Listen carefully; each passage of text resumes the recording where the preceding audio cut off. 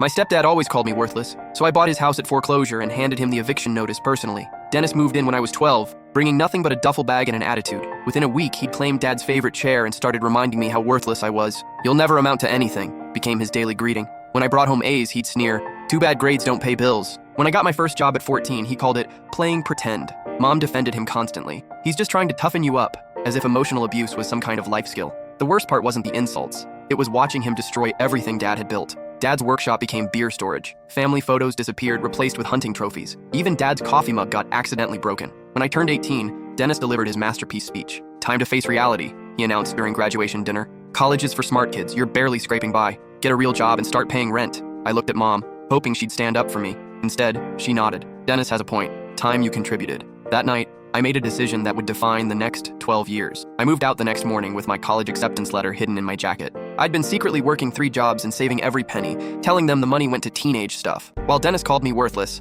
I'd been building my escape plan. College wasn't easy. I worked overnight shifts at a diner, cleaned offices weekends, and tutored struggling students. My roommates partied while I lived on ramen and studied in library corners. But every time exhaustion hit, I'd remember Dennis calling me worthless. That memory became my fuel. After graduation, I took a job at an investment firm. While colleagues bought expensive cars, I lived in a studio apartment and drove a 15-year-old Honda. Every spare dollar went into investments and real estate courses. Dennis, meanwhile, was living his best life. Mom's Instagram showed Vegas vacations, their new boat, wine country trips. He'd convinced her to refinance Dad's house, the house Dad had paid off completely, to fund their lifestyle. I started getting alerts about late mortgage payments when I was 26. By then, I owned 4 rental properties and had built a small real estate empire. I watched as they missed payment after payment. When the foreclosure notice was filed, I was ready. I submitted my bid through a shell company, offering just enough above minimum to secure purchase. The irony was perfect. I bought my childhood home for 60 cents on the dollar with money I'd saved while Dennis called me worthless. The day I signed papers, I drove to what was now my property. Dennis's truck sat in the driveway. I grabbed the eviction notice and walked to the front door. I knocked once.